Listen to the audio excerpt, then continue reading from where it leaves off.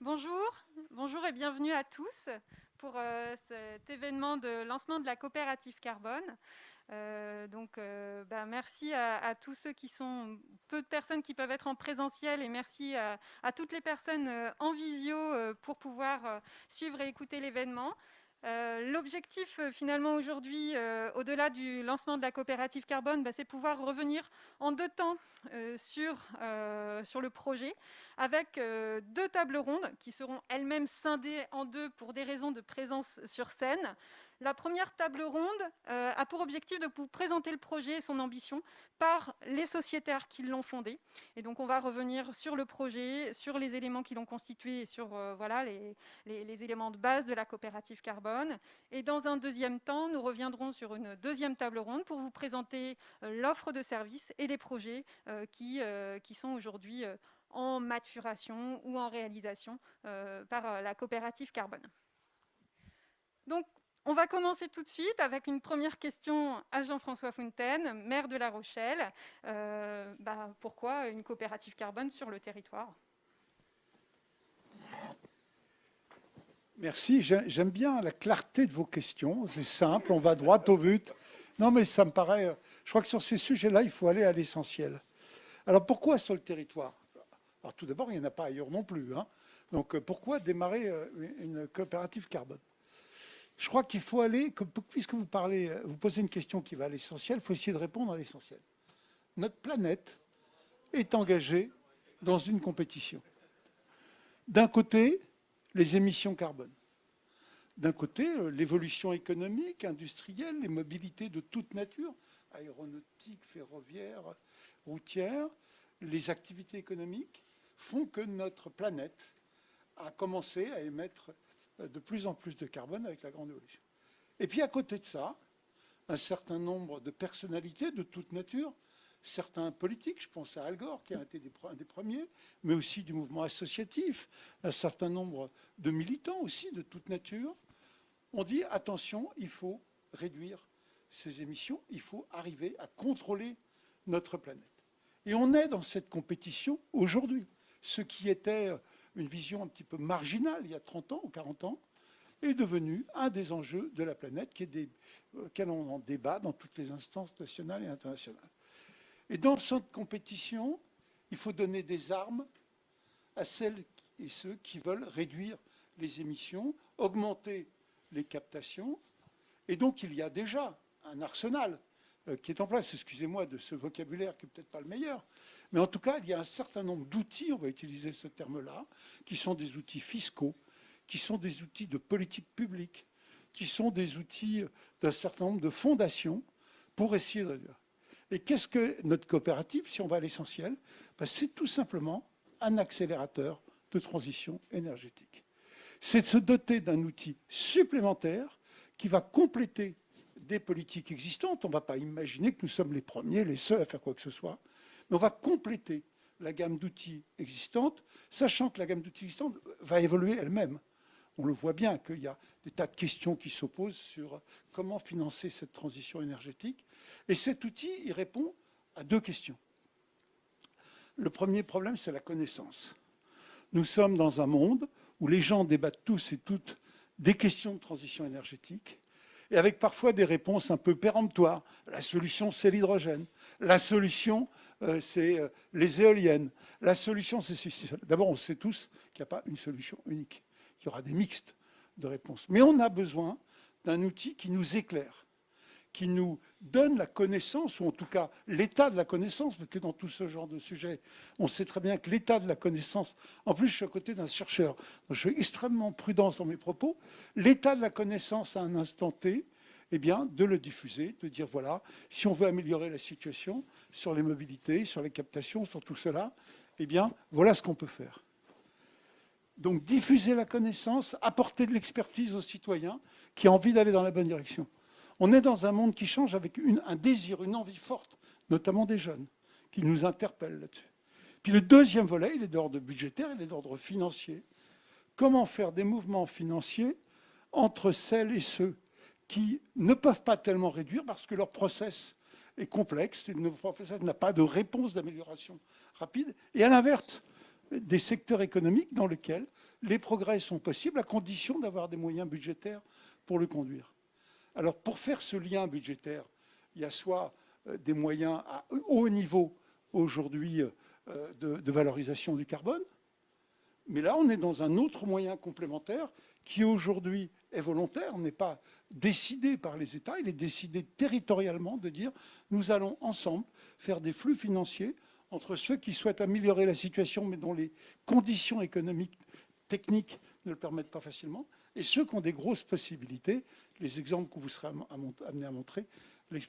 Voilà, donc on va à l'essentiel des choses, c'est donner des outils complémentaires à ceux qui veulent que, aujourd'hui, la course entre cette augmentation des émissions et ceux qui veulent lutter contre ces émissions puisse être plus à armes égales, d'où apporter cet outil supplémentaire que j'appelle moi un accélérateur de transition énergétique. Merci beaucoup. Juste un petit détail technique, est-il possible d'avoir la slide avec la liste des intervenants de cette première table ronde, s'il vous plaît? Merci d'avance. Gérard Blanchard, vice-président de la communauté d'agglomération en charge du projet La Rochelle Territoire Zéro Carbone. Plus précisément, c'est quoi la coopérative carbone? Qu'est-ce qu'elle va faire? Alors, Jean-François Fontaine vient d'expliquer pourquoi on avait besoin d'une coopérative carbone. Moi, je voudrais juste prolonger ses propos en expliquant que cette coopérative carbone, elle est née dans un contexte bien particulier que celui de l'émergence d'un grand projet de territoire qui s'appelle La Rochelle Territoire Zéro Carbone. C'est un laboratoire qu'on appelle Territoire d'innovation qui ambitionne d'atteindre la neutralité carbone à l'échelle de notre territoire en 2040. Et pour ça, évidemment, il va falloir actionner beaucoup de leviers de politique publique. Mais surtout, il faut être capable d'évaluer ce qu'on fait. Il était donc nécessaire, sur chacune des actions qui va être engagée, des actions qui visent à diminuer les consommations d'énergie, à limiter les émissions de gaz à effet de serre, à aller vers de la séquestration de carbone, d'être capable de quantifier ce qu'on allait faire.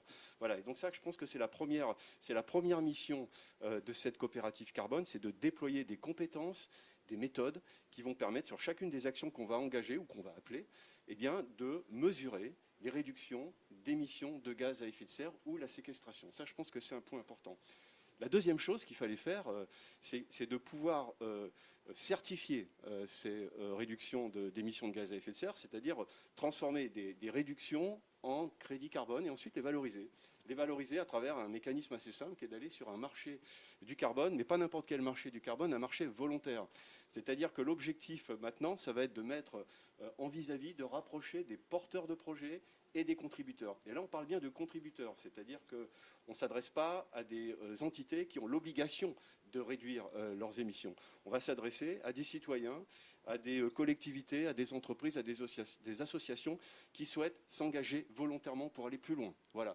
Et donc, tout l'intérêt de la coopérative, c'est ça, c'est de trouver des contributeurs qui vont permettre de financer des projets qui conduiront à des réductions de gaz à effet de serre. Et en faisant ce travail, à travers effectivement la certification, eh bien, la coopérative va jouer un rôle important. C'est aussi le rôle de tiers de confiance. C'est-à-dire que un contributeur qui va se tourner vers la coopérative carbone, il sait qu'il va réellement acheter des réductions de gaz à effet de serre. Et ça, c'est important. On est très loin du greenwashing, hein, c'est absolument essentiel. Et il aura aussi la garantie que ce n'est pas vendu deux fois. Hein. Et ça, je pense que c'est un point véritablement important. Et c'est là, pour moi, je pense, la nécessité d'avoir élaboré ce dispositif au cœur du projet La Rochelle Territoire Zéro Carbone. Et bien entendu, ça a vocation à largement dépasser. Et je pense qu'on aura l'occasion, au cours des deux tables rondes, d'avoir quelques exemples qui vont dans ce sens-là. Merci beaucoup. Michel Puraza, président du directoire du port Atlantique.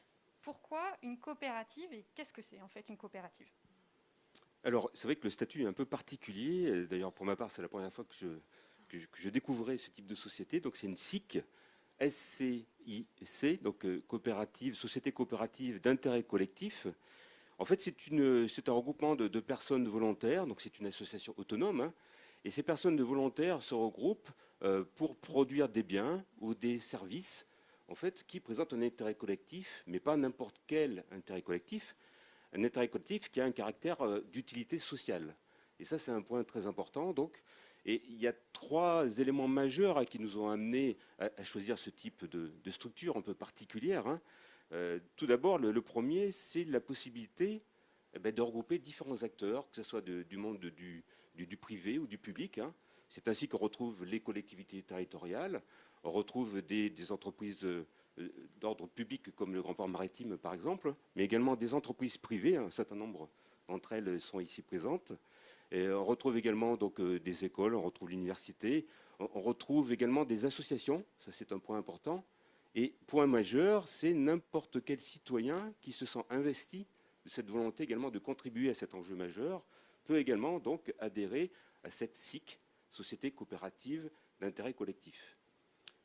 Alors il y a un deuxième enjeu important hein, qui a été rappelé d'ailleurs il n'y a pas longtemps donc, lors de l'Assemblée générale, c'était effectivement de pouvoir faire en sorte que l'ensemble des moyens investis dans cette structure puissent être mobilisés pour contribuer à cet enjeu. Clairement, avec une SIC, il n'y a pas de redistribution des réserves. Tous les bénéfices potentiels qu'il y aura derrière seront réinvestis complètement pour pouvoir aller encore plus loin dans cet enjeu majeur qui est effectivement donc, la limitation des émissions de CO2 ou la contribution à l'élaboration de puits de carbone. Enfin, le troisième intérêt que j'y vois, qui est là aussi très important, c'est la capacité d'ouverture et d'intégrer à nouveau de nouveaux sociétaires, toute personne, toute structure qui est intéressée par cet enjeu et qui pourra demain, bien sûr, intégrer donc, la SIC pour pouvoir porter collectivement cet enjeu. Donc avec cette troisième possibilité qui est importante, on voit bien qu'on a vraiment là, en fait, un enjeu, comme c'était rappelé tout à l'heure, un enjeu de territoire. C'est bien tout le territoire qui doit porter donc, la vocation qui consiste à lutter contre ce réchauffement climatique.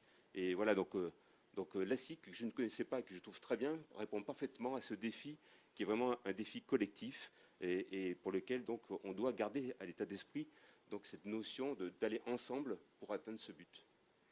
Merci beaucoup. Thierry Bourgeois, donc directeur ingénierie et performance industrielle au groupe Léa Nature. Gérard Blanchard a évoqué la compensation carbone, le marché carbone. En fait, qu'est-ce que c'est que la compensation ou la contribution carbone et pourquoi cette question du local ? Donc la compensation, c'est vrai que c'est en fin de compte la dernière étape, logiquement, dans toute notre démarche vertueuse de réduction de nos impacts carbone.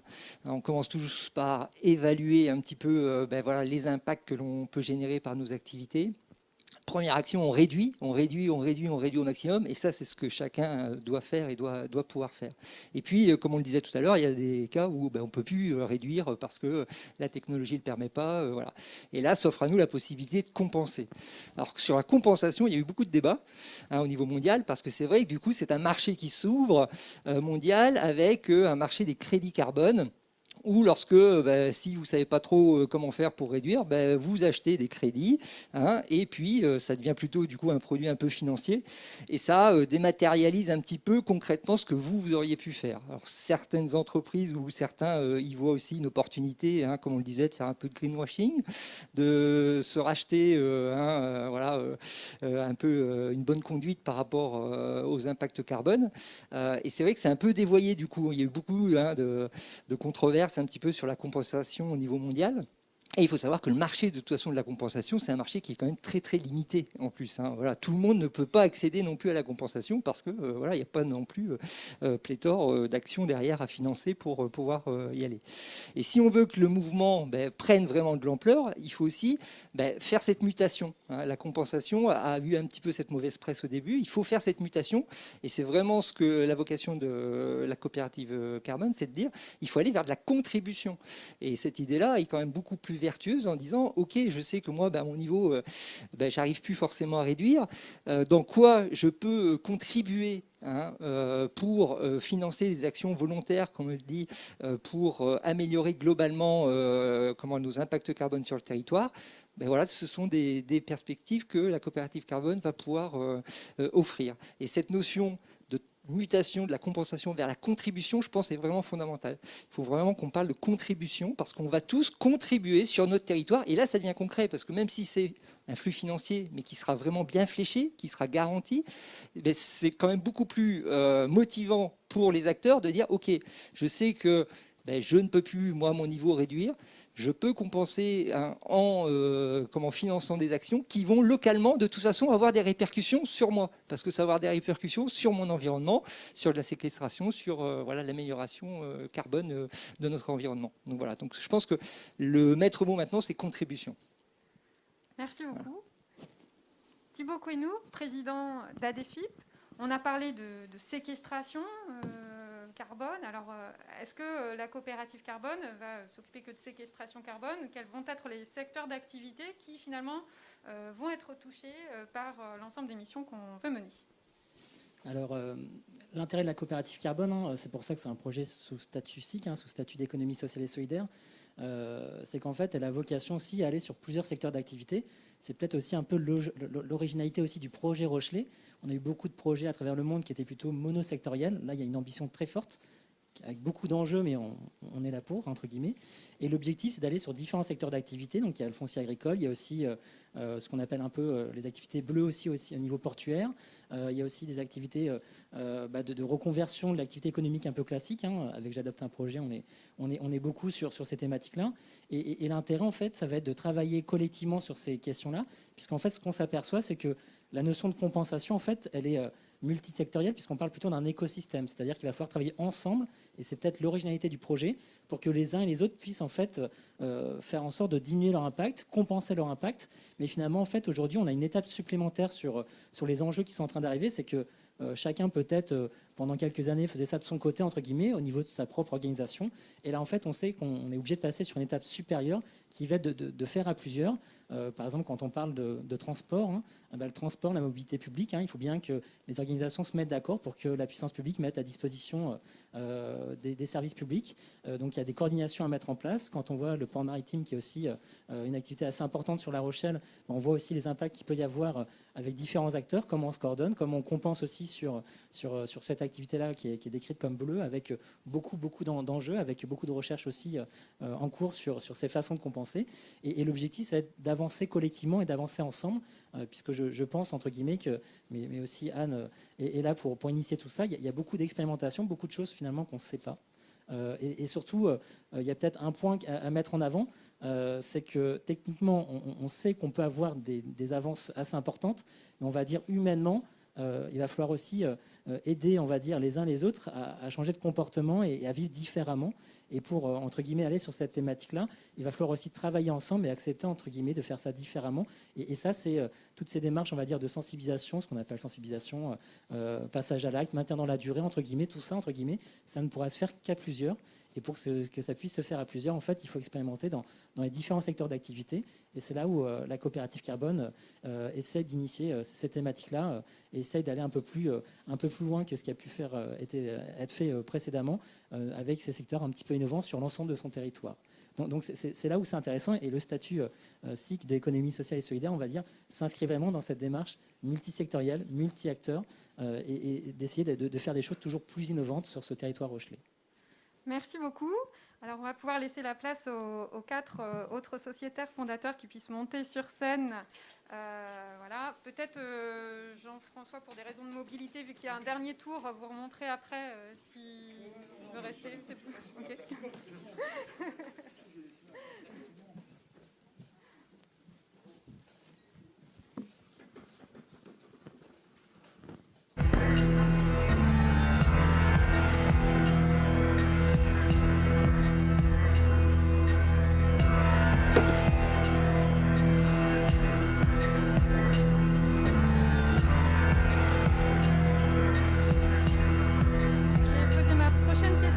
François Papin, donc directeur du site Alstom à Étré. Pourquoi c'est un sujet qui intéresse les industriels? Les industriels, pourquoi ça ne les intéresserait pas déjà? Non, les industriels, ou au sens large des entreprises, mais les industriels, ça nous intéresse parce que déjà l'industriel a une influence importante dans les réductions d'émissions, que ça soit locale, régionale, nationale ou mondiale. Il y a toujours l'image des vieilles images des cheminées qui fument, etc., de l'industriel. Alors ça a beaucoup changé, mais il faut que ça bouge encore beaucoup.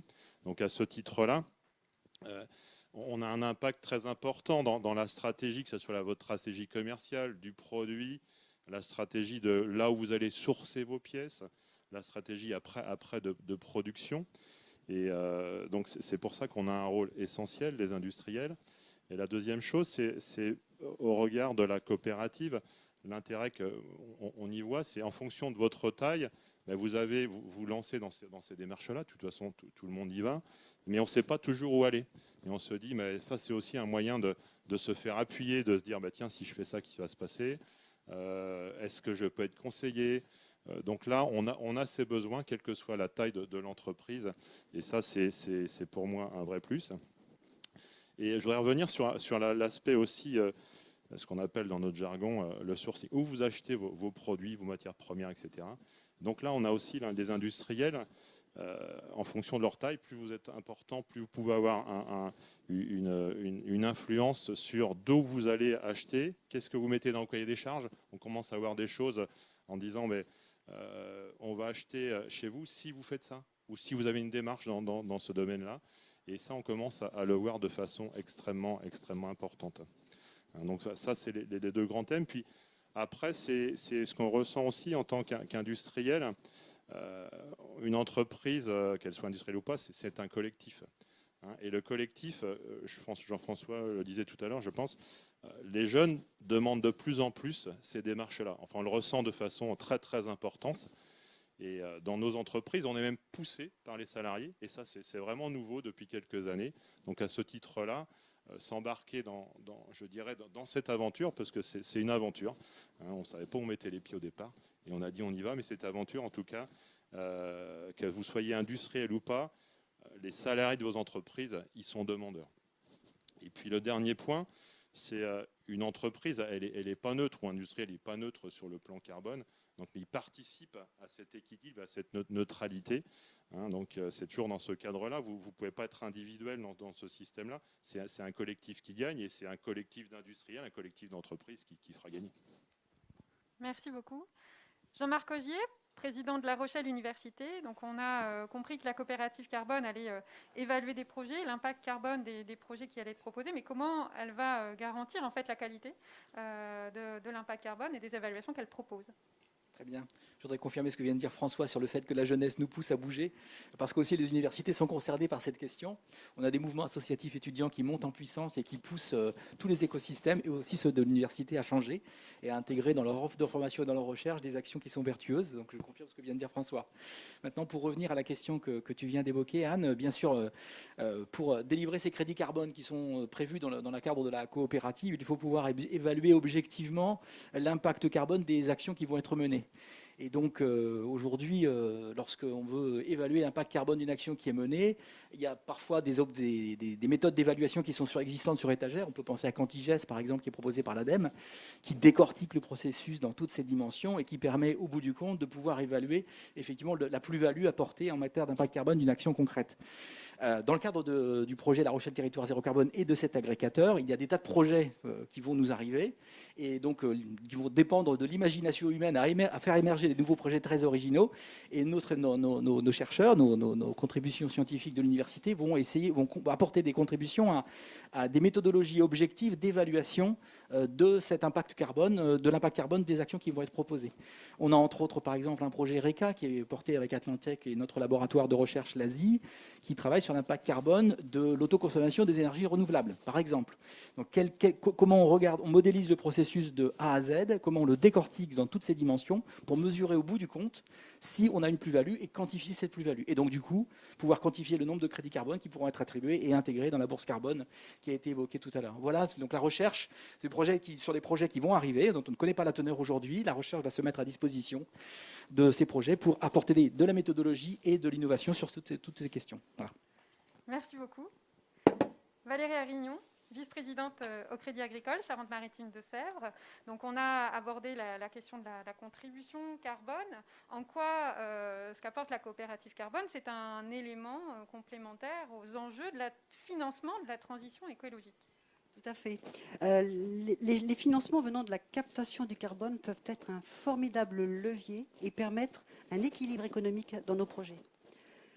Notre territoire est en majorité agricole, un territoire qu'il ne faudrait pas sanctuariser. N'oublions pas que le vivant est quand même le premier outil de captation du carbone. Donc je vais vous donner juste quelques chiffres, hein. Je ne vais pas vous noyer sous les chiffres. Les financements climat des ménages, des entreprises, des collectivités publiques ont représenté 45,7 milliards d'euros en 2018 contre 35 en 2011. Alors cette augmentation a accéléré depuis 2017 dans un contexte de taux d'intérêt exceptionnellement bas. La France consacre près de 20 milliards d'euros d'investissement à l'efficacité énergétique, 7,5 milliards aux énergies renouvelables et environ 11 milliards à la construction d'infrastructures durables. Malgré cette progression, nos efforts devront s'intensifier. Il faudra les doubler dans les 5 ans qui viennent pour atteindre environ 70 milliards d'euros par an sur la période 2023-2028. Mais il ne faudra pas uniquement, malgré tout, les nouvelles sources de financement qui pourraient sortir, pas certaine que les projets aboutiraient si la réglementation ne nous aide pas et si la rentabilité n'est pas là non plus. L'objectif de neutralité carbone ne peut pas se faire l'économie non plus de la diminution des émissions. Un défi, c'est vraiment un défi pour l'avenir, mais bon, j'y crois. Et la COP est notre partenaire de confiance, notre tiers de confiance. Donc c'est un bel enjeu pour l'économie du territoire. Merci beaucoup. Christophe Philipponeau, directeur général de l'association Atlantec. Alors en fait, comment est née la coopérative carbone et qu'est-ce qui lui a permis de voir le jour au-delà de l'implication de tous ces sociétaires fondateurs dont Atlantec fait partie? Alors effectivement, il me revient un petit peu de vous faire un peu l'historique de tout cela. Et c'est facile pour moi de prendre l'exemple d'un arbre. Lorsque vous plantez un arbre, avant qu'il produise des fruits, eh bien, il faut l'aider à pousser, etc. Cet arbre, qu'on est en train aujourd'hui de voir comment les fruits, on va les récupérer, il a été planté dès 2010 en pensant le parc bas carbone Atlantec de La Rochelle. C'était la première idée, c'était de dire comment peut-on travailler sur la transition énergétique, mais en intégrant une notion bas carbone sur la commune de la Gorge, je vois Antoine là, d'accord. Et c'était important de voir comment ce bien là. Donc là, on était déjà un groupe à cette époque-là, et je remercie, je vois Francis qui est ici, Francis Allard, parce que c'était vraiment le papa qui nous a mis le fait de dire, eh bien, vous pouvez plus parler de transition énergétique sans parler bas carbone. D'où le terme parc Atlantec bas carbone. Je pense que, et ça, on est en 2010-2011, je rappelle, d'accord. Ça a été pour moi la première plantation de cet arbre qu'on commence à mettre en place et que l'on a nourri petit à petit pendant toutes ces années par l'expérimentation que l'on a fait sur le parc bas carbone de la Gore, La Rochelle. Et puis petit à petit, bien tout cela, ça s'est fait. Tu es venu nous rejoindre en 2016 avec des convictions très fortes, parce que je pense que si on est là aussi, c'est par des convictions, c'est par des ambitions que nous procurent les gens convaincus. D'accord. Et ça, c'est aussi très très important de le souligner, parce que je pense qu'il n'y a pas de grandes ambitions sans grandes convictions. D'accord. Et ça, pour moi, c'est important. Ensuite, il est arrivé effectivement la possibilité de postuler pour présenter La Rochelle Territoire Zéro Carbone en 2018, qui là a permis de structurer toute cette pensée et tous les outils, tout ce que ça pouvait traduire au-delà de ce qu'on avait pensé sur un micro-territoire de 27 hectares qui était le parc. Et ça nous a permis là, effectivement de donner cette ambition collective. Et la communauté d'agglomération et tous les membres qui sont le port Atlantique à l'époque, enfin tous les membres de l'université, on était déjà tous là en 2018 pour porter ce message de La Rochelle Territoire Zéro Carbone. On est tous très fiers aujourd'hui. D'accord. Et il a fallu, on s'est dit, mais là, effectivement, il faut cet outil pour La Rochelle Territoire Zéro Carbone, comme l'a dit Gérard Blanchard tout à l'heure. Il fallait cet outil. Donc la coopérative carbone a commencé à germer à ce moment-là dans cette histoire. Par contre, pour pouvoir lui donner corps, etc., on sait très bien qu'on peut avoir des bonnes idées, mais il faut aussi accompagner tout cela. Donc on s'est tous réunis aussi pour donner les moyens de nos ambitions. Et donc on a sollicité les uns les autres. Donc on a été aidés, soutenus par la région Nouvelle-Aquitaine, par la communauté d'agglomération de La Rochelle, par plein d'autres structures pour nous aider à trouver les moyens de réfléchir, mettre en œuvre, modéliser tout cela. Et ça s'est traduit en même temps en 2019, lorsqu'on a été reçus sur le projet Agrémob, d'accord. Et là aussi, on peut retenir alors, des gens qui, aujourd'hui, sont très investis, mais on ne pensait pas à eux au départ en bas carbone, puisque c'est Picotti, d'accord, qui, sur La Rochelle, s'est investi énormément, nous a aidés. Et le programme Agrémob, aujourd'hui, qui nous permet d'avoir des moyens de lancer la coopérative carbone, est un projet financé dans le cadre des C2E et suivi par le Picotti, qui nous a accompagnés sur ce projet-là. Et je pense que c'était aussi intéressant, même s'ils ne sont pas là aujourd'hui, de signaler que, y compris quelqu'un qui peut avoir l'image, pas forcément bas carbone au départ, a aussi dans ses prérogatives d'industriel le fait de travailler sur cette thématique-là. D'accord ? Donc voilà, donc tout ça c'est important. En 2020, on a consacré énormément d'énergie pour cette phase de couveuse, entre guillemets, par l'association Atlantec. Et je pense que véritablement tout ça, pourquoi je remets tout ça en perspective, c'est pour dire, mais sur La Rochelle, on n'est pas des opportunistes, on est des convaincus. D'accord ? On voit plein de projets aujourd'hui qui arrivent sur cette thématique-là qui sont par opportunisme. Ça fait bien de se lancer dans le système, etc. Nous, donc, tout ce qu'on fait ici, et ça on peut le dire avec toutes les forces qui sont présentes, c'est pas de l'opportunité, c'est de la conviction. Et je crois que pour moi, le maître mot aujourd'hui de la coopérative carbone, c'est un projet, une ambition, des convictions. D'accord ? Et c'est ça sur lequel je veux insister, parce que c'est ce qui donne toute la maturité, tout le poids et toute la force de ce projet-là. Voilà ce que je voulais vous dire par rapport à cette histoire. Merci. Alors, dernière question à tout le monde, par ordre inverse pour le tour de table. Pourquoi avoir rejoint la coopérative carbone ? Par conviction, tout simplement. Je ne peux pas dire plus par rapport à tout ce que je viens de dire. D'accord ? Par conviction qui était, alors je vais le dire franchement, pas forcément inné chez moi au départ. D'accord ? Mais quand vous côtoyez Anne tous les jours, vous ne pouvez qu'une chose, finir par être convaincu. Vous n'avez pas vraiment le choix au final. En tous les cas, elle s'est déployée des argumentaires, etc., pour convaincre les uns et les plus récalcitrants. Et je ne faisais pas partie des plus récalcitrants, mais il a fallu quand même que tu bosses sérieusement pour me convaincre. Mais aujourd'hui, je suis plus que convaincu. Eh bien, je me suis rendu compte que le territoire de La Rochelle se veut être un phare, le phare en Europe de la décarbonation. Donc, honnêtement, de par notre ADN, le Crédit Agricole Charente-Maritime de Sèvres, banque coopérative et mutualiste, dans sa responsabilité sociétale, accompagne son territoire et ses clients dans leurs projets. Pour ce qui concerne l'université, il y avait vraiment convergence de vues, comme l'avait évoqué Christophe tout à l'heure, puisqu'on porte depuis très longtemps, on participe à ces projets de grande ambition. Dire en quelques mots le fait que notre université a fait le choix il y a quelques années de se spécialiser et de réunir tout son potentiel scientifique autour d'un grand défi qui est celui du développement durable en zone littorale, et que c'est complètement convergent avec ces ambitions de La Rochelle territoire zéro carbone en activant tous les leviers politiques, technologiques, territoriaux, humains, sociologiques et autres pour faire en sorte que ce territoire se transforme. Et donc nous réunissons tout notre potentiel scientifique autour de ce grand défi. Il prend aujourd'hui une dimension européenne puisque nous présidons une université européenne qui elle-même réunit 9 campus en Europe qui sont tous sur des territoires littoraux et dont l'objectif est le même que le nôtre. Donc on se retrouve véritablement en termes de valeur autour de ce grand projet. Et puis par ailleurs, historiquement, avec Francis Allard et Patrice Joubert qui sont dans l'amphi, on porte un projet de Smart Campus dont l'ambition est précisément de travailler, d'être un campus un peu exemplaire en matière d'empreinte carbone par rapport aux autres campus universitaires en travaillant sur tous les leviers, la mobilité, les processus internes, la formation, la recherche, l'énergie, le bâtiment intelligent, enfin tous les leviers qu'on peut activer. Donc on a eu vraiment une convergence de vues entre le projet de l'université lui-même et ce grand projet territorial qui s'est fait le relais de cette action collective. Voilà. Moi, je dirais qu'il y a deux raisons. La première, c'est la conviction collective poussée au sein du comité de direction. Il y a deux personnes présentes ici, là, Guillaume Châtelain, mon DRH, et puis Christian Bonnet, aussi en charge de l'innovation, qui on s'est dit, mais on est obligé, on y va, tout le monde pousse, il faut y aller. Et puis après, la convergence de cette démarche avec la convergence de ce qu'est notre entreprise.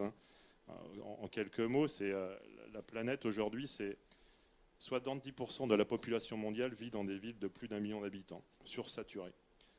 Le moyen pour l'instant de désaturer, c'est la mobilité, les transports, aller vers du transport propre, c'est ce que l'on fait. Donc c'était une évidence aussi pour nous. Donc voilà, pour ces deux raisons, on a dit on y va. Et puis je suis aussi très très content de participer à cette aventure et d'emmener Alstom et Trey dans cette aventure. Merci beaucoup. Pendant que les premiers intervenants remontent sur scène pour répondre à la même question, je remercie déjà l'ensemble des... si vous voulez, mais il y a les caméras, donc c'est mieux de remonter pour la visio. Donc merci déjà à l'ensemble des sociétaires fondateurs et puis aux nouveaux sociétaires qui ont intégré en fait aujourd'hui la coopérative carbone, donc comme le parc naturel Marais Poitevin, comme le Crédit, la Chambre d'agriculture, comme le groupe Excelia, comme la ferme, les premiers exploitants agricoles et les premiers particuliers bénévoles qui veulent s'investir avec nous dans l'aventure. Et donc aujourd'hui, évidemment, la porte est ouverte pour les nouveaux sociétaires. Je laisse de la même manière, par ordre décroissant d'intervention, répondre à la question pourquoi avoir rejoint la coopérative carbone. Donc Thibaut. Voilà, le micro est nettoyé. Alors j'ai envie de dire aussi, grâce à Anne, puisqu'on s'était rencontrés il y a à peu près 1 an et demi, beaucoup de force de conviction, mais aussi surtout puisque nous on est très engagés sur l'implication des citoyens dans les transitions énergétiques, économiques, ainsi de suite. Et en fait, ce projet nous plaisait puisqu'on est une association, on a 5 salariés, on est en Nouvelle-Aquitaine, on est un tout petit. Et en fait, on nous a associés avec des grands sans aucun souci. Je trouvais que c'était beau. Donc pour ça, et puis aussi pour tous les citoyens de nos territoires qui ont besoin aussi d'être associés dans ces transitions énergétiques-là. Merci. Pour Léa Nature, c'est un peu une évidence. Hein, et c'est vrai, c'est aussi une convergence qui semble naturelle pour nous. C'est vrai, étant la première ETI française industrielle dans le bio, par nature, notre activité, de toute façon, est soucieuse de nos impacts environnementaux. Nous sommes aussi société à mission depuis 2019. Et pour nous, c'est une évidence, quoi. On ne s'est pas posé la question. Après, on s'est dit, il y a une démarche collective. Et comme le dit souvent Charles Kloukov, hein, on essaye de mettre en place un nouveau modèle économique où le rôle sociétal de l'entreprise doit primer par rapport un petit peu à l'activité même de l'entreprise. Donc on est vraiment dans cette logique-là. Et pour nous, on s'est dit, banco aussi, hein, même constat, on y va. Et voilà, très, très ravi et très content de faire partie de cette aventure. Bien, mais pour le port, il y a le côté évident aussi également, hein, bien sûr, du fait de l'ambition commune qu'on avait avec La Rochelle, le territoire zéro carbone, hein, ce vaste projet collectif auquel on croit tous, qui doit mobiliser tous les leviers. Et la coopérative carbone est un levier important. Hein. Donc il y en a bien sûr plein d'autres, mais celui-ci est important, comme on l'a rappelé tout au long de cette séance. Et puis il y a un deuxième point important, c'est que chacun d'entre nous, je pense, ont mené des actions individuelles. Et la portée de ces actions individuelles était forcément limitée. C'est-à-dire qu'en fait, chacun d'entre nous, on a mené des actions dans des domaines particuliers. Et le fait de travailler ensemble, collectivement, hein, on l'a vu avec ce grand projet, hein, de dossier qui a été présenté, La Rochelle territoire zéro carbone, ça veut dire qu'il faut qu'on profite des opportunités, des idées, de tout ce qui peut se faire ailleurs, à côté de chez nous, dont on n'avait pas conscience, qu'on peut mettre en place sur le territoire. Donc c'est vraiment le fait de se mettre tous ensemble et d'aller donc, pas plus vite, mais beaucoup plus loin pour le coup, pour pouvoir mener à bien cette ambition. Eh bien, en ce qui concerne la communauté d'agglomération, d'abord, elle porte le projet La Rochelle territoire zéro carbone, donc il était assez naturel qu'on accompagne et qu'on participe dans la création et le fonctionnement de la coopérative carbone. Après, il y a aussi des grandes valeurs qui sont importantes pour nous sur le territoire. La première valeur aussi, c'est que cette coopérative a la vocation à agréger des projets différents. Et d'ailleurs, je parle sous le contrôle des pionniers, je vois Christophe. Au départ, son premier nom, c'était agrégateur, il me semble. Voilà, donc agréger des projets différents, des grands projets, mais aussi des tout petits projets. Et ça, je pense que c'est important. La deuxième chose, c'est intégrer des champs d'activité aussi qui sont différents. Ça a été présenté tout à l'heure. Et puis finalement, c'est fédérer des acteurs très différents, puisque à côté des membres fondateurs, on a des grandes entreprises, des banques, on a des collectivités, l'université, l'association Atlantec. On l'a vu tout à l'heure, en Assemblée Générale, on accueille de nouveaux sociétaires qui peuvent venir à titre individuel. Et je pense que ça, c'est une force, et c'est toute l'énergie, toute la force de notre territoire.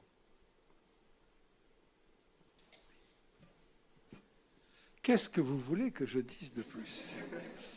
Vous savez, quand vous avez une responsabilité politique, mais de manière différente, quand on a une responsabilité d'entreprise, c'est un peu pareil, c'est de donner un cap commun à tous, pour que tout le monde se rassemble vers une destinée, vers un cap. Et dans l'histoire de La Rochelle, il y a eu des événements de cette nature. Dans les années 90, c'était la création de l'enseignement supérieur, l'arrivée de l'université, qui a été le grand objectif porté par Michel Crépeau. Avant cela, il y avait déjà des valeurs environnementales fortes qu'il avait imprimées sur notre territoire. ce cap commun, il doit être cohérent par rapport à l'histoire de notre territoire. On ne va pas donner un cap artificiel. Ça n'a aucun sens. Il doit être marqué par la vie. Quand vous subissez Xynthia, vous êtes marqué par le réchauffement climatique, par l'évolution du niveau des océans. C'est une trace forte dans la ville.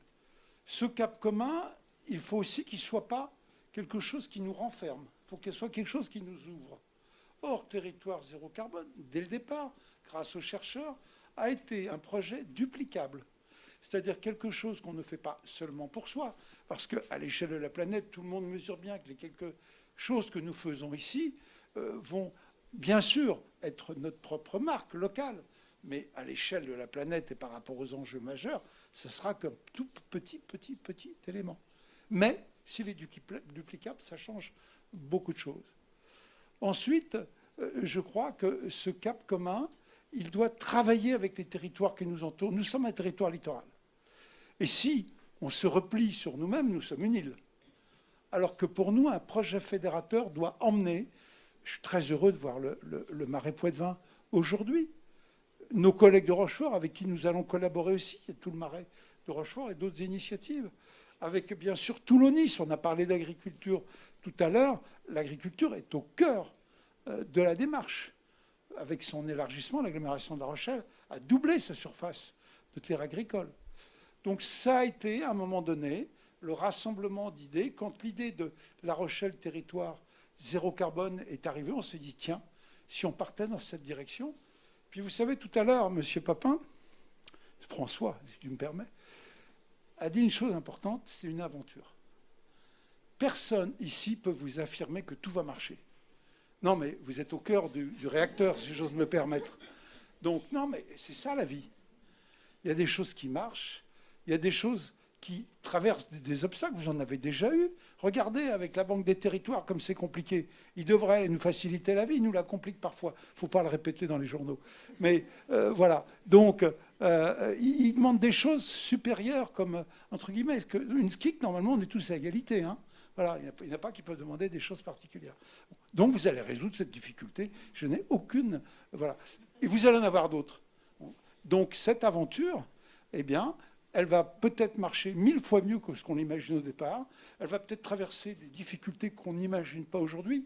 Ceci dit, quand je vois la force du mouvement qui est en place, qui s'est encore renforcé tout à l'heure avec l'arrivée, quand je vois le monde agricole, et permettez-moi de rappeler André Bouteau, puisque ce sont ces enfants qui sont là aujourd'hui, qui étaient les leaders du monde agricole de notre territoire. Quand je vois les principaux acteurs économiques, soit directement, soit à travers des fédérations professionnelles, qui sont rassemblés. Je vois la totalité des acteurs politiques de La Rochelle et de son environnement. Je vois les liens avec la région, avec le département aussi qui est à nos côtés. Je me dis que cette force en mouvement, elle doit réussir.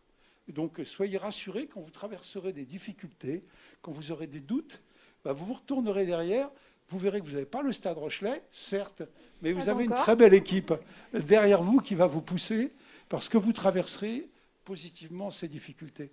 Voilà, cette coopérative, elle est un des éléments majeurs constitutifs de cette démarche. C'est un élément innovant. Et comme tout élément innovant, il y a une part de risque. Et c'est un risque que nous assumons tous. Parce que derrière ça aussi, il y a une autre chose importante. C'est qu'on voit bien que la société de demain, nul ne peut la prédire. Et que plutôt que de la subir, on veut essayer, à notre niveau, d'en être des acteurs. Ce qu'on veut, c'est infléchir le cours des choses, de ne pas être au fil de l'eau, et d'essayer plutôt de construire notre destin que de subir des événements tels qu'on risque de les avoir si on ne fait rien. Voilà. Merci beaucoup. Merci à tous et à tous les sociétaires pour faire ce pari collectif de la réussite de la coopérative carbone. Et pour conclure, avant de laisser place à la table ronde, je tenais aussi à remercier l'ensemble des structures qui ont accompagné depuis l'émergence de l'idée jusqu'à aujourd'hui pour pouvoir finalement se poser toutes les questions de faisabilité technique, de faisabilité économique, juridique. Donc comme le cabinet Abisquet, La Rochelle Technopole, l'ADI, DS Avocats, le cabinet EY, voilà, et beaucoup d'autres partenaires qui ont été présents pour finalement nous aider à nous poser les bonnes questions et à trouver des éléments de réponse, à organiser et à proposer une gouvernance pour laisser la place à ce collectif-là. Donc merci encore à vous. Et donc...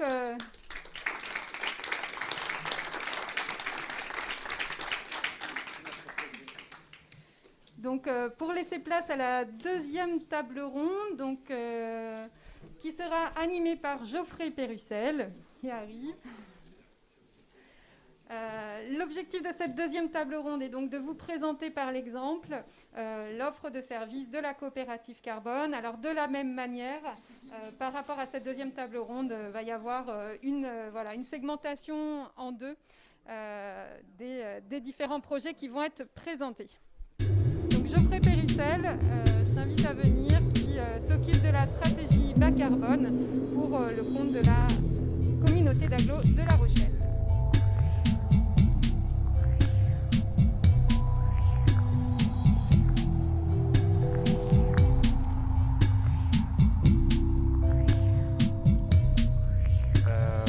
Merci à tous. Donc je vais animer la seconde table ronde. Alors moi je serai sans doute un peu moins incisif que Anne, vous allez voir dans l'animation. On a quand même réussi à gagner 15 minutes d'avance sur la première heure, ce qui est pas mal.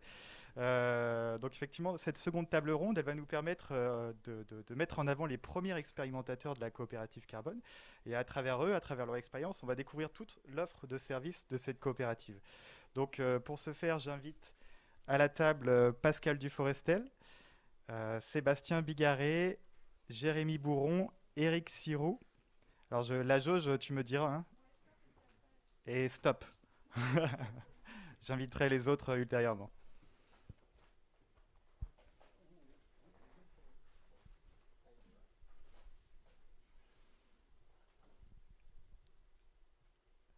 Avec l'offre de service qui s'affiche du coup à l'image, il y a à peu près 80 personnes qui sont connectées sur YouTube en visio.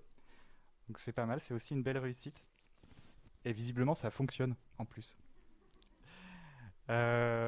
Pascal, je vais démarrer par vous, si vous le voulez bien, si vous êtes prêt. Donc vous êtes conseiller régional délégué à l'économie sociale et solidaire. Vous êtes également vice-président à la transition énergétique et climat du Marais Poitevin. Et à ce titre, donc vous animez la commission climat du parc qui vise à décliner une feuille de route qui comprend la sobriété énergétique, le développement des énergies renouvelables et l'optimisation de la séquestration carbone. On retrouve dans vos engagements personnels, mais aussi ceux du parc, les valeurs de la coopérative Carbone, à mon sens, qui sont donc l'esprit d'initiative, le sens du collectif, et puis l'envie d'agir localement dans l'intérêt général. Et pour moi, c'est donc sans surprise, finalement, que le parc porte le premier projet qui est accompagné par la coopérative Carbone. Est-ce que vous pouvez nous décrire ce projet, et puis comment s'est mise en place cette collaboration avec la coopérative ? Très bien.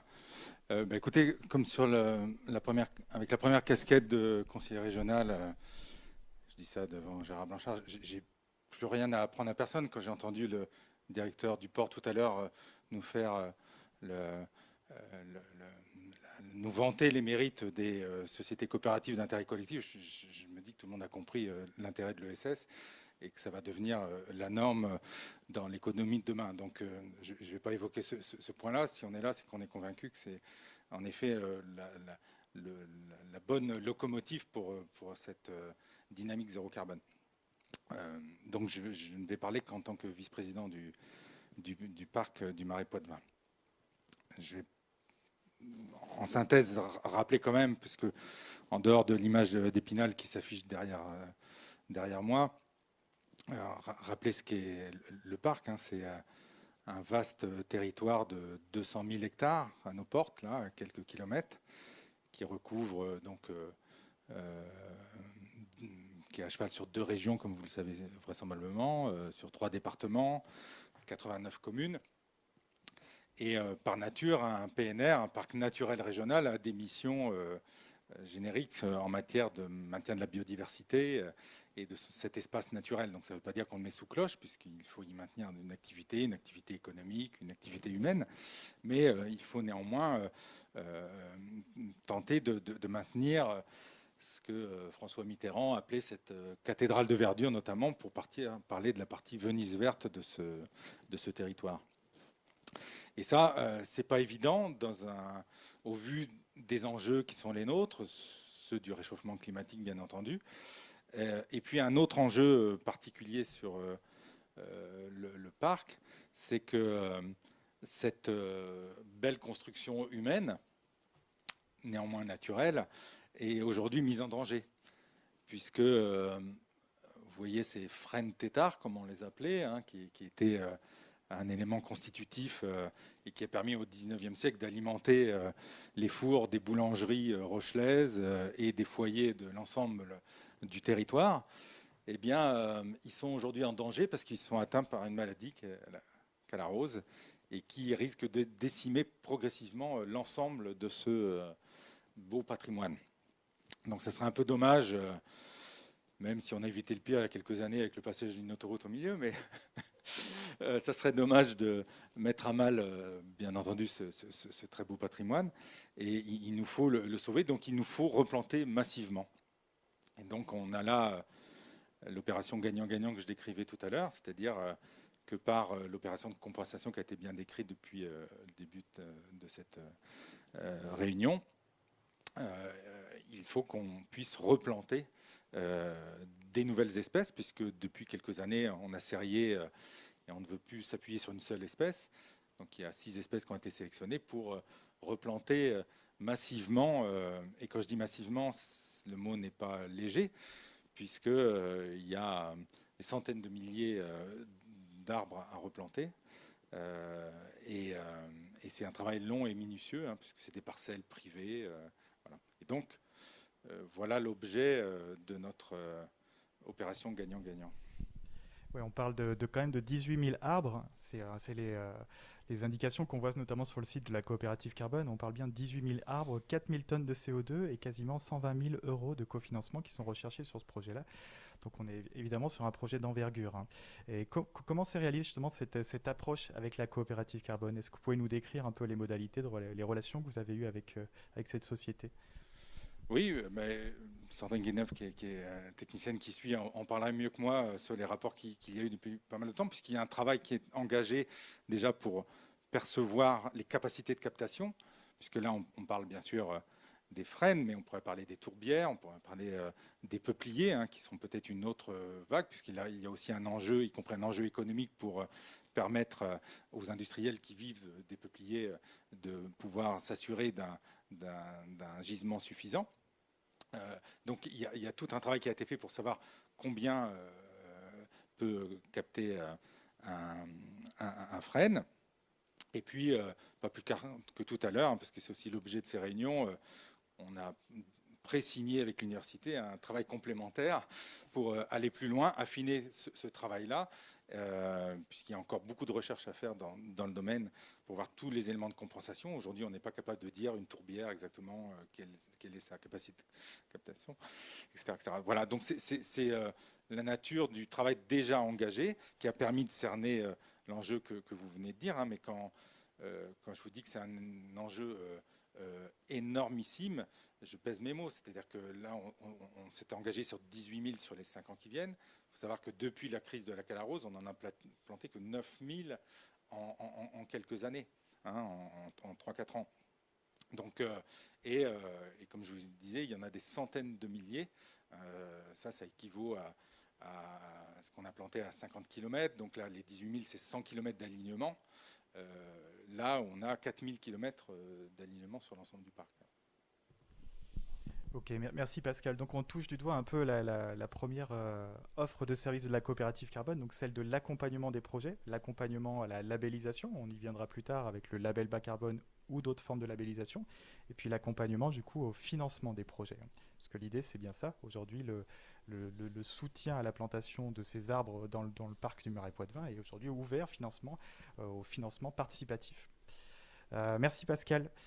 Je crois que le second intervenant doit être Jérémy Bourron. Jérémy Bourron, bonjour. Donc vous êtes directeur R&D QSE de la Société Atlantique Alimentaire, donc recherche et développement, qualité, sécurité, environnement, si je ne me trompe pas. Atlantique Alimentaire, c'est une entreprise qui est située à La Palisse. La Palisse, donc c'est la zone industrielle portuaire dans laquelle on retrouve cette dynamique toute particulière autour des acteurs qui sont fortement engagés dans une dynamique d'économie circulaire. Vous-même, vous représentez une de ces entreprises qui s'engagent dans la transition environnementale. Vous avez une démarche qualité, une démarche RSE qui sont véritablement affirmées, et puis une volonté de s'inscrire justement dans cette forme d'amélioration continue. Et justement, à l'heure où on commence à avoir émergé un peu les notions d'impact environnemental des produits de consommation, on entend parler aussi d'éco-score de plus en plus. Vous êtes parmi ces pionniers qui se sont interrogés sur le bilan carbone de leur activité et puis sur les façons de réduire justement ces émissions de gaz à effet de serre. Pour vous accompagner sur ces questions, vous avez fait appel à la coopérative carbone. Est-ce que vous pouvez nous parler de cette expérience-là ? Bonjour à toutes et à tous. Merci, vous avez quasiment tout résumé. Donc aujourd'hui, Atlantique Alimentaire, on est implanté depuis 1998 sur Chef de Baie. On emploie environ 170 personnes. On est fabricant et on est avant tout concepteur et fabricant de solutions surgelées. Donc on fabrique des quiches, des tartes, des crêpes, des galettes, des pizzas, des cakes, etc. Vous n'allez pas retrouver notre marque parce qu'on fabrique essentiellement à marque de distributeur. Donc aujourd'hui, on est chez toutes les bonnes enseignes, connues et moins connues. On accompagne toutes ces mutations alimentaires en France, mais aussi à l'export. On retrouve de nos produits aujourd'hui au Japon, aux États-Unis, pour être un peu plus proche en Europe et en Angleterre. Donc aujourd'hui, on appartient à la coopérative agricole Cavac, coopérative vendéenne pour ceux qui connaissent. Le lien fort entre la coopérative et nous, c'est que quasiment l'entièreté des blés qui vont composer les farines qui composent nos produits sont les blés de nos agriculteurs adhérents. Donc c'est une coopérative qui réunit 5000 adhérents. Donc aujourd'hui, c'est le lien qu'on a avec cette coopérative. Je rejoindrai, je crois, aussi ce qui a été dit notamment du côté d'Alstom, où le carbone, enfin en tout cas la démarche RSE dans la globalité, c'est très porté effectivement par nos salariés aujourd'hui aussi. Aujourd'hui, un salarié vient dans une entreprise qui fait du bon boulot et qui le fait bien, qui ne fait pas de greenwashing, donc c'est hyper important. Donc en soi, on a une démarche RSE qu'on a labellisée, qu'on a fait évaluer. Et on a aussi travaillé sur le bilan carbone. Donc le bilan carbone, on l'a fait il y a 10 ans déjà, on l'a refait avec la coopérative il n'y a pas longtemps. Donc c'était très intéressant pour nous parce que ça permettait vraiment de faire la différence entre ces deux photographies. Premier point déjà, la photographie, la méthodologie a énormément évolué, les incertitudes liées aux émissions ont également énormément évolué. En 2010, on avait à peu près 30% d'incertitude sur le résultat de notre bilan. On n'en est plus qu'à 15%, donc ça veut dire qu'on est de plus en plus précis. On a également divisé par deux les émissions à la tonne de produits fabriqués, ou au kilogramme de produits fabriqués. Pour plusieurs raisons. Alors il y a à la fois les facteurs d'émission qui ont certains évolué, et il y a aussi notre quantité qu'on a réduit, principalement sur 3 points. 70% de nos émissions sont liées à nos intrants, donc toutes nos matières premières, tous les emballages que l'on consomme. Donc là on a des émissions qui ont réduit, et aussi on a en 10 ans vu l'émergence du flexitarisme, l'évolution de nos recettes et de nos recettages, de plus en plus de végétal, des matières grasses qui changent aussi dans leur fabrication, qui a vraiment fait évoluer nos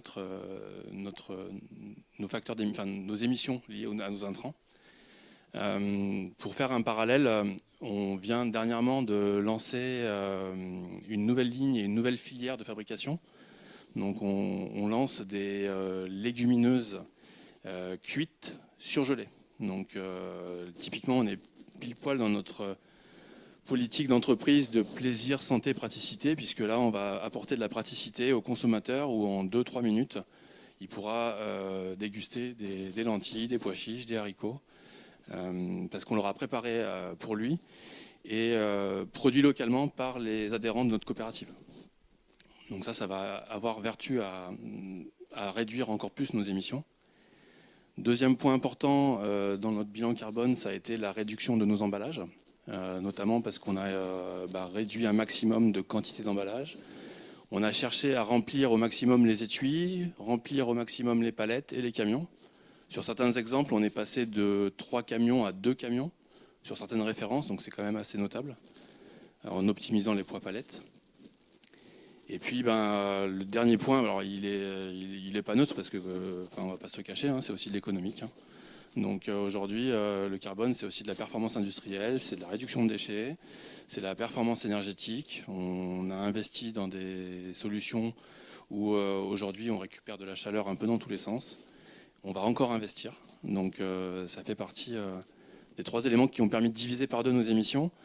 On ne va pas pouvoir diviser par 2 continuellement, donc c'est la réflexion qu'on a en cours avec la coopérative actuellement. Ouais. C'est l'ambition et le challenge qu'on a et l'accompagnement qu'on souhaite aussi, l'accompagnement dans les 2 sens qu'on souhaite avoir.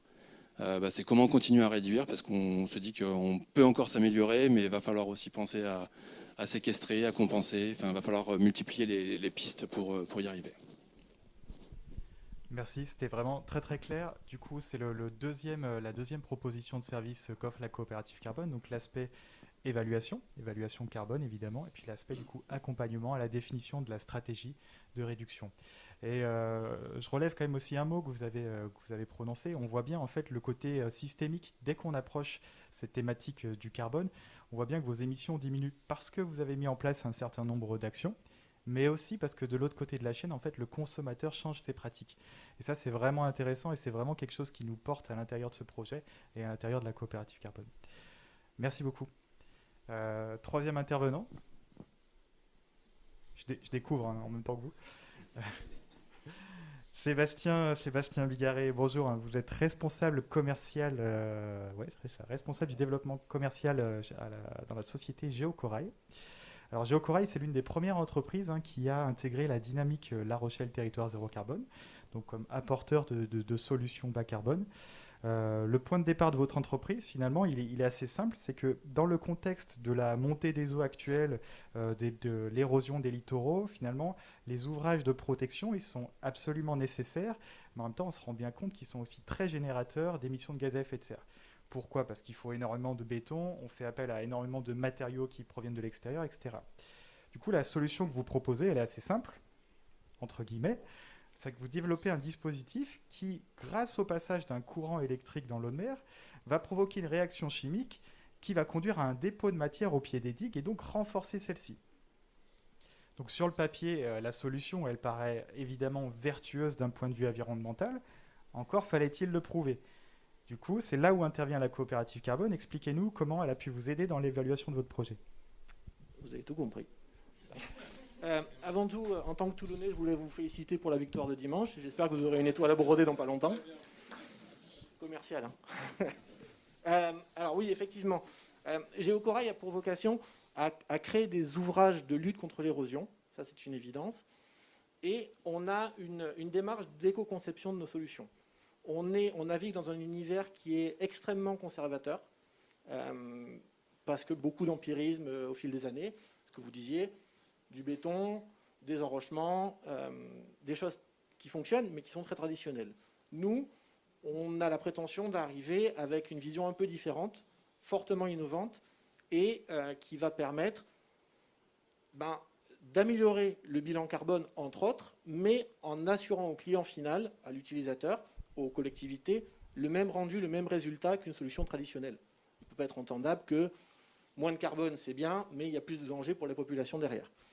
Donc, quand nous dimensionnons nos ouvrages, nous, de notre côté, on sait qu'ils fonctionnent, et techniquement, et on sait empiriquement, alors pour le coup, ça c'est nous, qu'on a un bilan carbone bien meilleur qu'une solution traditionnelle. La photo que vous voyez, c'est sur l'épi de Portneuf, où on a remplacé des enrochements par des petits cailloux qu'on fait tenir ensemble. Je ne vais pas rentrer dans le détail technique, mais pour vous donner un ordre de grandeur, on a remplacé des blocs de 1 et 3 tonnes par des cailloux de 10 et 60 kg. Ça veut dire quoi ? Ça veut dire qu'on a réutilisé des matériaux sur place, les galets qu'il y avait. On aurait pu réutiliser des matériaux de construction, de démolition, du béton qu'on cassait, etc. On n'en a pas eu besoin dans ce cas-là. Mais on a évité, dans le cas présent, c'est un exemple, on a évité environ 350 transports de camions, de rochers, qui étaient à 200 ou 300 km d'ici. Donc, on sent bien que intellectuellement, il y a un sens à faire ceci. Sauf que, comme je vous le disais, on est dans un univers extrêmement conservateur, donc tout doit être prouvé. Et donc, quand on réalise ce type de projet, et grâce à La Rochelle Territoire Zéro Carbone, c'est ce qui nous est permis de faire, en fait, on s'est fait accompagner et de la coopérative carbone pour prouver que notre bilan carbone est positif. Alors, c'est un échantillonnage, parce qu'on n'a pas fait toute la digue de Portneuf, on a fait juste le bout, mais le résultat est probant, et donc l'exercice qu'on est en train de faire, Joanne, au fond, c'est de spéculer ou d'imaginer si on avait fait l'ensemble de l'ouvrage, quel aurait été le bilan global et réel de ce qu'on aurait fait. On se fait accompagner également, alors ils ne sont pas présents, mais du CEREMA, qui, eux, dimensionnent l'ouvrage, parce que comme ça, on a un tampon d'un organisme certificateur qui dit que notre solution est technique, pérenne et fonctionnelle. Et on a un troisième partenaire aussi, qui est l'Université de La Rochelle, qui nous aide à caractériser les matériaux. On a un partenariat avec le LASI et le DUT Génie Civil. Donc voilà, donc, clairement, la coopérative carbone, elle nous accompagne pour prouver que ce qu'on fait a un sens. Voilà. Merci, c'était à la fois très clair. Du coup, on voit bien, tout à l'heure, on était sur l'évaluation, le bilan carbone d'un organisme. Là, on l'est aussi à l'échelle d'un projet. Donc, c'est les deux facettes aussi de l'accompagnement, l'ingénierie, on va dire, que peut développer la coopérative carbone. Et puis là, dans la démonstration que vous venez de faire, il y a aussi un élément important, c'est qu'on voit bien cette dimension multipartenariale qu'apporte La Rochelle Territoire Zéro Carbone et du coup la coopérative carbone. Je me permets juste d'ajouter un mot. Joyau Corail est une société, on est implanté à Marseille. Et il n'y a qu'ici qu'on a trouvé l'opportunité de faire un partenariat. C'est-à-dire que sur tout l'axe Méditerranée, on a d'autres partenaires sur d'autres projets. On travaille sur des coquilles de vitres ou des choses comme ça ailleurs. Mais ce type-là de projet, on a pu le faire qu'ici. Il nous a été proposé qu'ici. Voilà, ça fait un lien. Je ne sais plus qui parlait de on est en avance et on fait bouger les choses. Nous, on le sent, on travaille partout dans le monde. Et en France, paradoxalement, il n'y a qu'ici on arrive à faire ça. Merci. C'est parce qu'on est convaincu, pas opportuniste.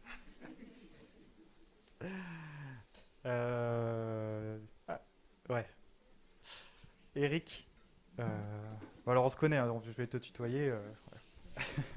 Eric, tu es chargé de mission à la Chambre d'agriculture dans le pôle de gestion de l'espace et des ressources. Ouais, c'est ça, mes notes sont exactes. Alors l'agriculture à l'échelle nationale, c'est évidemment un acteur majeur dans la lutte contre le changement climatique. Et ça tombe bien parce que ces leviers d'action, ils sont multiples. Alors évidemment, il y a les changements de pratiques, il y a les circuits de proximité, le développement des énergies renouvelables sur les exploitations, la maîtrise des consommations et aussi la séquestration carbone dans les sols et dans les végétaux. Et cette captation donc du CO2 atmosphérique, elle peut se faire par les cultures, par les arbres, mais aussi par les haies. Et toi, justement, Eric, tu animes le programme EVA 17, qui est un programme qui est financé par le département de la Charente-Maritime et qui vise à promouvoir justement les plantations de haies sur le territoire. C'est un projet qui fonctionne très bien depuis de nombreuses années, puisque si mes chiffres sont exacts, ce sont plus de 400 km de haies qui ont été plantés depuis le début du projet. Et c'est une tendance qui devrait même encore s'accélérer, d'une part parce qu'il y a le plan de relance qui va financer un certain nombre de plantations, et puis d'autre part potentiellement aussi avec la mise en place du label bas carbone, donc le label national. Est-ce que tu peux nous expliquer, Eric, du coup, en quoi le label bas carbone pourrait améliorer la plantation et surtout la gestion des haies dans un futur proche, et comment, du coup, la coopérative carbone pourrait s'inscrire dans cette dynamique ? Oui, bonjour. Donc en effet, le programme EVA, que certains d'entre vous connaissent peut-être, puisqu'en effet maintenant il a une vingtaine d'années d'existence, signifie entretien et valorisation de l'arbre. Donc c'est vrai que c'est parti d'une dynamique qui était au départ d'accompagnement à la plantation sur les espaces agricoles et sur les espaces naturels. Donc comme tu l'as évoqué, aujourd'hui on est à plus de 400 km et sur la dernière campagne de plantation on est à 40 km de haies plantées et d'autres systèmes agroforestiers. Donc on parlait tout à l'heure des végétaux qui sont plantés dans le Marais Poitevin. Nous tournons sur la dernière campagne, il y a 60 000 végétaux, arbres et arbustes qui sont implantés.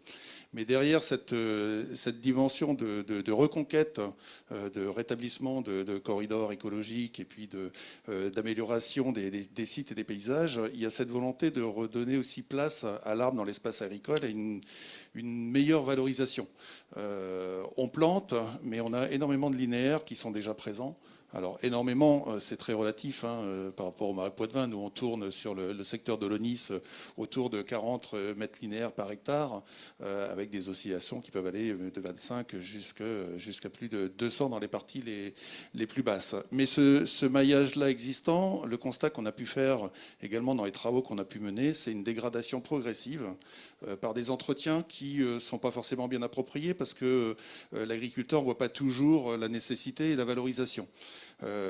Donc de par cette dynamique de valorisation qui peut être celle de la fixation de carbone et de redonner en effet une valorisation économique, un sens à l'arbre, on va pouvoir agir sur plusieurs leviers.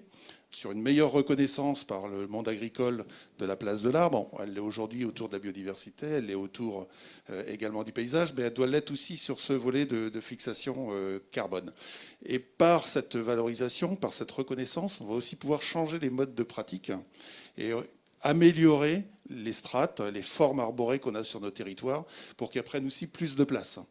Donc c'est un petit peu l'objectif. Donc c'est vrai que nous, on a cherché un petit peu tous les leviers qui permettaient une meilleure reconnaissance de l'arbre par les agriculteurs. Donc on travaille depuis plusieurs années au niveau du réseau Chambre sur cette problématique de fixation carbone par les arbres, notamment par le déploiement notamment du label bas carbone et on l'espère bientôt, son complément avec le label bas carbone agroforestier qui permettra aussi de prendre en compte les éléments en arbre isolé, et ça rapproche, je pense, la problématique aussi des arbres têtards du marais Poitevin. Donc là aussi, on a des dynamiques d'anticipation pour amener nos agriculteurs à mieux valoriser les arbres. Donc on a travaillé sur ces différents dispositifs. Ceci dit, on a des compétences techniques sur la gestion de l'arbre, sur la plantation. Par contre, tout ce qui est aller chercher des financements, justement, agglomérer, faciliter le lien entre le porteur de projet et l'agriculteur, c'est pas du tout notre métier. Et on est un peu démunis par rapport à ça. Donc c'est vrai qu'on a été chercher, alors à la fois des financements complémentaires pour accompagner l'agriculteur, mais aussi des structures qui sont en capacité de gérer ces dispositifs-là qu'on n'était pas capable de mener. Donc on a eu différents contacts dans des groupes nationaux, et c'est vrai que grâce à la communauté d'agglomération qui nous a mis en relation avec la coopérative Carbone, on a pu avoir un interlocuteur local, ce qui nous intéresse aussi, pour pouvoir mettre en place ce dispositif-là. Merci beaucoup Eric. Ça va être un vrai sujet, je pense que dans les mois et dans les années à venir, justement le développement des haies par tous les acteurs. Hein. Toi, ta cible prioritaire, ce sont évidemment les agriculteurs. Nous, à l'échelle de l'agglomération, ça va être aussi les communes qui ont un patrimoine qui pourront effectivement étoffer de ces nouvelles haies. Merci beaucoup. On a encore un petit peu d'avance. S'il y a un jeu de questions-réponses qui peut s'installer, on peut prendre quelques minutes. Sinon, on pourra passer à la suite de la table ronde sans problème. Allez, entendu. On enchaîne. Merci beaucoup, messieurs. Dans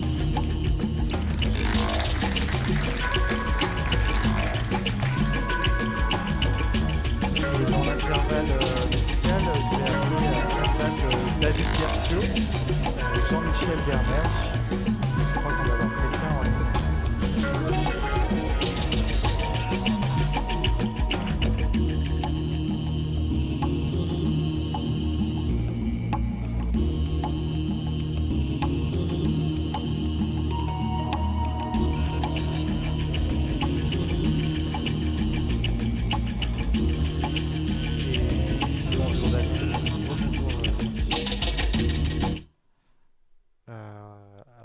C'est David. David, donc tu es directeur de la transformation numérique à la communauté d'agglomération de La Rochelle. La transformation numérique, du coup, c'est une réalité qui recouvre des pratiques assez larges. Tu auras peut-être l'occasion de nous donner ta propre définition. Mais moi, de ce que j'en perçois, en tout cas, c'est qu'il s'agit de favoriser l'intégration des technologies digitales dans les process de la collectivité. Et ce qui est intéressant dans tes missions, et tu le fais très bien, c'est que tu apportes à la fois les outils et la pédagogie nécessaires pour nous faire changer nos pratiques, mais tu nous aides aussi à prendre un peu de hauteur et à nous interroger simultanément sur les conséquences du numérique. Et les conséquences, elles sont multiples. Elles sont sociales d'abord, on pense aux notions de RGPD, du coup de protection de la donnée, on pense aussi aux notions d'accessibilité du numérique, mais en ce qui nous concerne aujourd'hui, on pense évidemment aux conséquences environnementales. Et aujourd'hui, l'impact du numérique, il est de plus en plus médiatisé. Et ce qui est amusant, c'est que les connaissances scientifiques, quant à elles, sont plutôt en phase d'émergence, en fait. Du coup, la question que je te poserais, David, c'est comment, en fait, on sensibilise les agents ou les habitants au numérique responsable, et comment la coopérative Carbone, elle peut s'intégrer dans ces démarches-là. Alors, on va d'abord travailler beaucoup, en fait, sur la transformation et l'accompagnement des usages, davantage que d'ailleurs sur les technologies et les outils. L'enjeu aujourd'hui, il est davantage sur des changements de comportement. Et donc, on a l'ambition, en fait, avec notamment le projet de territoire zéro carbone et cette direction de la transformation numérique, d'accompagner ces nouveaux usages et cette transformation, pas uniquement dans notre administration, mais aussi auprès des différents acteurs, la société civile, donc les citoyens, les associations, pourquoi pas les entreprises, en tout cas être force de proposition, notamment pour organiser des événements ou fédérer, on va dire, des initiatives en la matière. Alors on a quand même la chance sur le territoire d'avoir un institut du numérique responsable qui aujourd'hui est très réputé et qui fédère déjà beaucoup d'acteurs institutionnels, académiques, entreprises, et pas uniquement sur le territoire rochelais, mais aussi bien au-delà. Donc c'est un atout important. Et donc on a organisé avec notamment l'INR également le World Cleanup Day, donc une association qui travaille au niveau national sur un événement que vous connaissez tous, c'est nettoyer l'espace public, nettoyer les plages pour les rendre plus propres.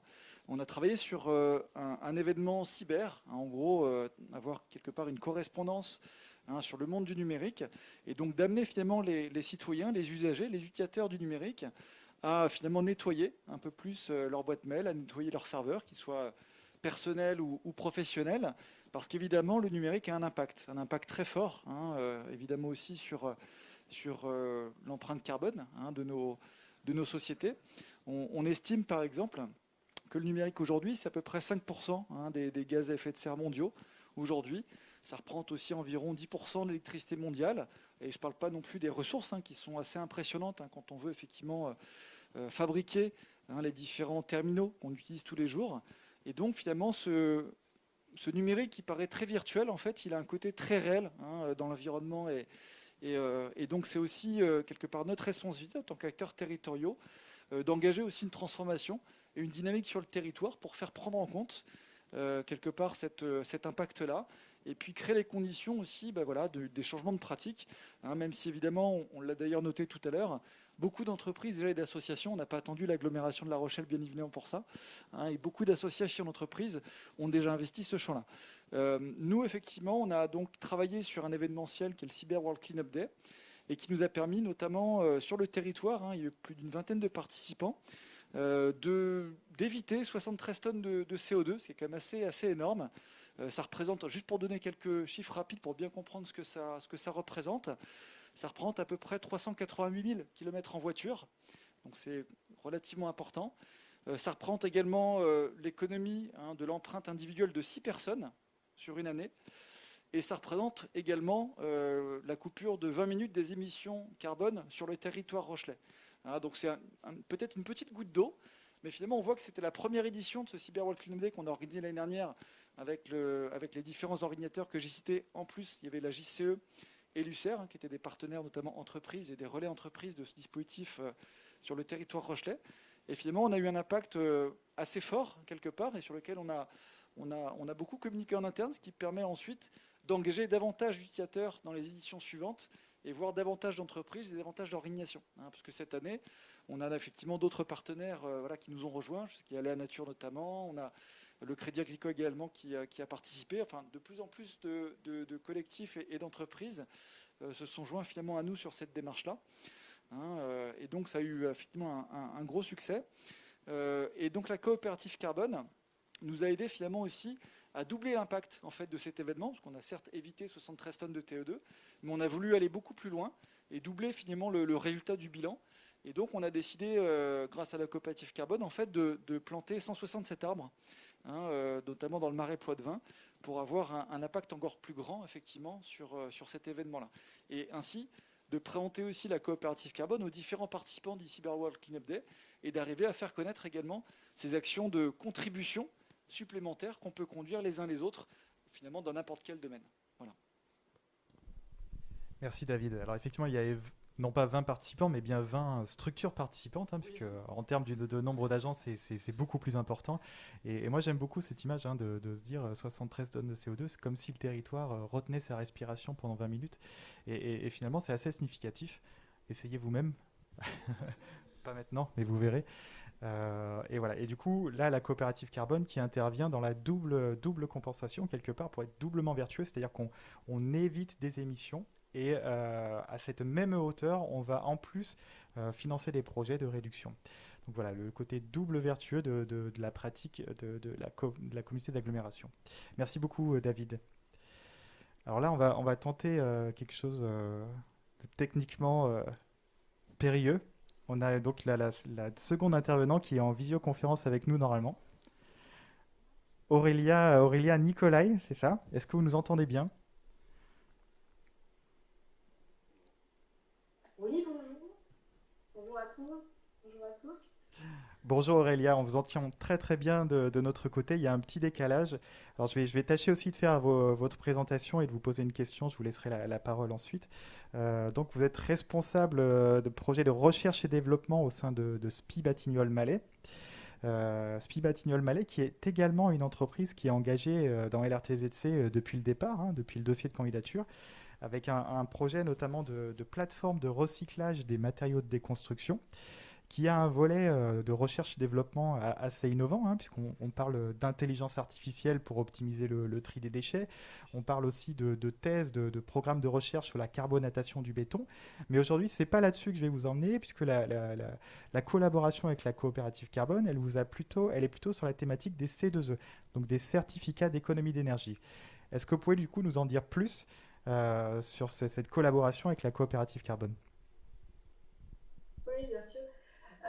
Oui, effectivement, donc c'est dans le cadre de La Rochelle Territoire Zéro Carbone que Tipeee nous a mis en relation avec la coopérative Carbone dans le cadre de l'offre de service des certificats d'économie d'énergie, puisqu'en effet, ça fait plusieurs années que les fiches de certificats d'économie d'énergie passaient dans nos services, mais devant la lourdeur des démarches, nous n'avions jamais sauté le pas.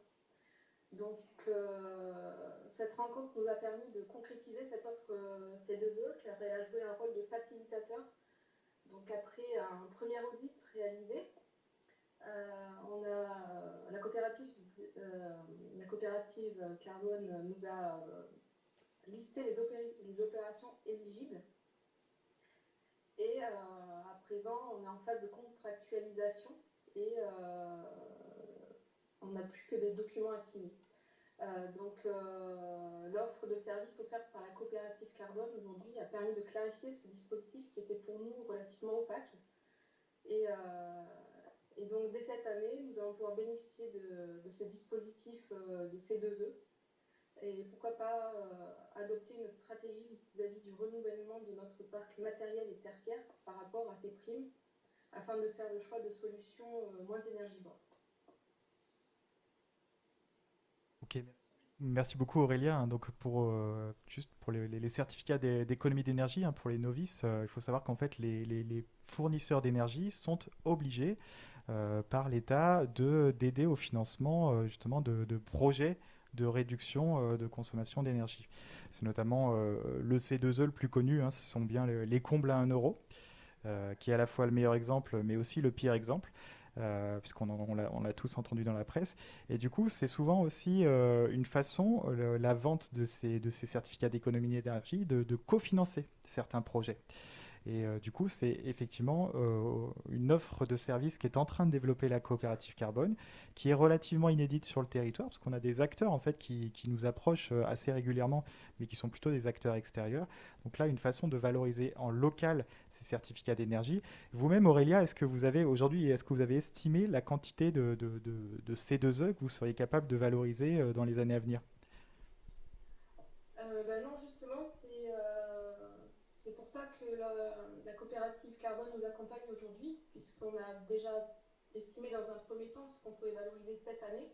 Mais déjà, ce que je disais, on va pouvoir commencer à adopter une stratégie accompagnée de la coopérative Carbone pour optimiser en fait ces primes et justement afficher aussi une image un peu plus responsable vis-à-vis des consommations d'énergie et des achats à venir. Ok, merci beaucoup Aurélia. Je ne peux pas m'empêcher de faire quand même une toute petite publicité sur un projet aussi que mène la communauté d'agglomération, puisqu'il y a un fonds de soutien pour les entreprises qui a été lancé il y a quelques semaines, du coup, qui vient aussi abonder, cofinancer des investissements en faveur de la transition écologique qui seraient réalisés à l'intérieur des entreprises. Voilà, cofinancements qui sont apportés lorsque ces cofinancements sont supérieurs à 10 000 euros. Ils sont apportés en échange d'une démonstration que l'investissement aboutira bel et bien a un impact environnemental moindre. Et pour évaluer cet impact, je ne saurais que vous conseiller une certaine coopérative qui pourrait peut-être vous aider à les quantifier. Merci beaucoup Aurélia. Avec plaisir. Au revoir. Au revoir. Jean-Michel Vermersch, je vais vous représenter pour ceux qui n'étaient pas présents lors de l'Assemblée générale. Vous êtes citoyen, effectivement. Vous êtes également ancien président des commerces, chargé de communication pour l'ONG Électriciens sans frontières. Vous êtes aussi artiste plasticien. Et effectivement, dans ce cadre précis, aujourd'hui, vous êtes le premier citoyen, sociétaire et bénévole de la coopérative Carbone. Alors vous, dans vos travaux et installations artistiques, je l'ai découvert, on retrouve quand même une inspiration très forte de la nature, du vivant et notamment de l'arbre, dont vous sublimez l'image et la présence sous différentes formes. Aujourd'hui, votre souhait à travers la coopérative Carbone, vous l'exprimiez tout à l'heure, c'est de pouvoir favoriser la plantation de bosquets, de haies ou de ce que vous appelez les micro-forêts. Et pour ce faire, vous avez lancé la commission Forêt Bleue.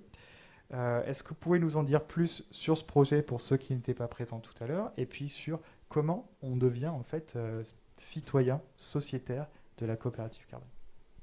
Oui, merci pour le portrait. Je ne sais pas si on m'entend, je n'ai pas le retour. Si, vous m'entendez? Non. Voilà, donc je vous disais merci pour le portrait. Et puis rapidement, je voudrais dire que voilà, ce n'est pas ma seule présence de citoyen. Il y a un groupe d'amis derrière moi, dont j'en vois deux dans la salle. Il y a Maggie Lévesque et André Guyot. Et puis je vais saluer aussi ceux qui sont derrière leur écran. Je sais qu'il y en a qui m'ont assuré de leur présence. Donc, quelques mots rapides. Pourquoi la forêt bleue? Donc, en fait, notre rêve collectif qui a été alimenté dans diverses discussions ces dernières années, c'était de dire pourquoi pas faire une forêt qui nous manque tant dans notre paysage. Et donc, quand l'idée quand on a voulu aboutir à l'idée et la création de la forêt bleue, on s'est dit oui, l'adjectif bleu avec ce territoire proche de l'océan, voilà, c'est un petit côté poétique à notre démarche. Donc aussi, quelque chose d'important, c'est que chacun d'entre nous sommes bénévoles. Voilà, c'est notre passion et notre motivation à mettre notre pierre à l'édifice avec ce projet de plantation de forêt. Donc ça, la forêt, comme je disais tout à l'heure, une forêt, c'est 150-200 hectares, un minimum. Ça représente 0,64% du territoire de la CDA de La Rochelle. Donc sur le papier, ça paraît jouable. Après, comme le disait M. Jean-François Fontaine, on aura des difficultés. On est convaincus. Mais bon, on sait que vous êtes derrière nous, la coopérative et tous leurs adhérents. Donc ça nous donne de l'élan pour réussir, ce dont on ne doute pas. Pour donner vie rapidement à ce projet, on va proposer aux communes, aux 28 communes, de leur apporter, grâce à la coopérative Carbone et ses contributeurs, des plants d'arbres différents, des haies, des fruitiers, peut-être des arbres remarquables pour demain. Ça aussi, c'est important. Et donc ça, par le biais d'une petite convention de partenariat, nous avons choisi cette année de commencer l'expérience avec la commune de Saint-Sandre, celle de Dompierre, dont je vois des représentants ici aussi dans la salle et avec qui nous avons rendez-vous demain. Ce que je peux vous dire, c'est qu'il y a déjà un véritable enthousiasme qui sera partagé avec les citoyens, puisque ça donnera lieu à des plantations avec les diverses associations dès l'automne prochain. Merci beaucoup. Et puis c'était vraiment un enjeu majeur au lancement de la coopérative Carbone, c'est que c'est vraiment de développer cet aspect coopératif, de dire que chacun peut être acteur de cette coopérative. Alors est-ce que vous avez eu, comment s'est passé vraiment cette adhésion, ce rapprochement avec la coopérative Carbone? Est-ce que vous êtes en capacité de donner envie finalement à d'autres habitants de se présenter comme sociétaires aujourd'hui? Oui, comme je vous le disais, il y a un engouement à chaque fois que j'ai un rendez-vous ou que nous avons un rendez-vous. Il y a une adhésion à cette idée. Je ne suis pas sûr qu'il y ait 10 ans, il y aurait une adhésion aussi rapide. Je pense que les dangers qui nous menacent nous poussent tous à agir maintenant. Il y a une autre anecdote qui me revient à l'esprit. Il y a quelques années, il y a eu une réunion climat avec Jean Jouzel et Pierre Laroutourou et M. Jean-François Fontaine, qui nous disaient que quand on analyse les comportements des Rochelais, des gens de la CDA, c'était plutôt pas mal, quoi. Les gens faisaient des efforts dans leur mobilité, dans leur alimentation, consommer bio, dans la façon de consommer, d'acheter. Et il y avait un point noir, c'était celui des vacances en avion. Voilà, on aime tous les voyages, hein, c'est sûr. Donc aussi, et puis j'en fais partie, j'ai eu la chance de voyager un peu. On s'est dit, avec ce projet, on va aussi offrir concrètement aux habitants de la CDA de contribuer et compenser leur émission carbone, sans les pousser, bien sûr, à voyager plus que de raison. Mais voilà, je pense que dans les actions de communication qu'on mènera avec la coopérative carbone, on va toucher les citoyens et avoir une grande adhésion de leur part, je pense. Je le souhaite aussi. On est bien effectivement sur cet aspect de contribution dont on parle depuis tout à l'heure, de mettre la pierre à l'édifice ou l'arbre à la forêt en tout cas. Merci Jean-Michel. Pour conclure et pour donner peut-être un visage aussi plus humain et plus souriant à la coopérative carbone, je vais peut-être inviter l'ensemble de l'équipe à me rejoindre sur scène et du coup vous inviter à rejoindre vos places dans l'estrade. Donc Anne Rostin, Marie-Véronique Gauduchon, Chloé Hugonnet. Il y a aussi Imen Perrocha qui est actuellement en stage, qui se fait plus discrète actuellement. Anne, je te laisserai sans doute la parole pour que tu présentes peut-être ce que j'ai pu oublier et puis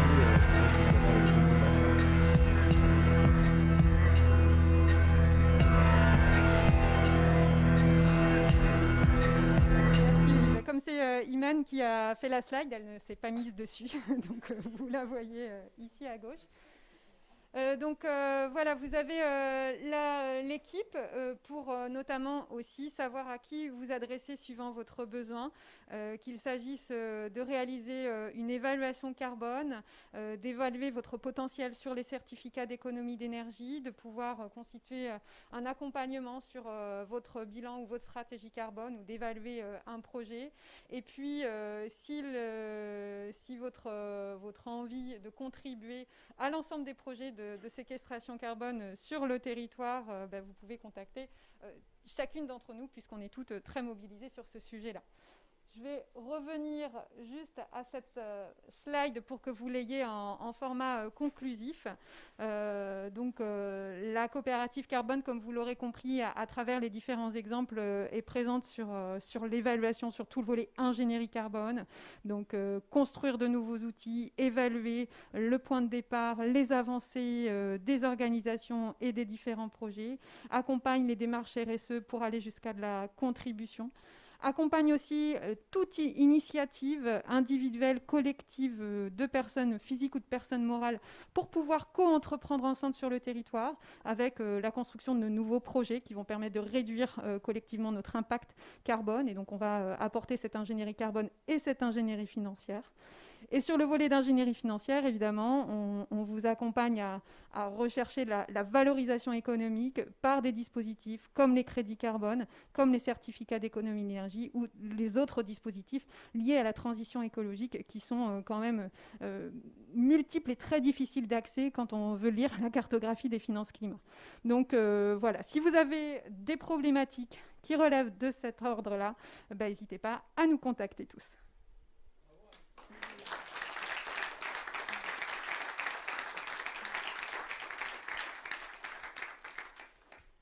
Alors, est-ce qu'il y a des questions ?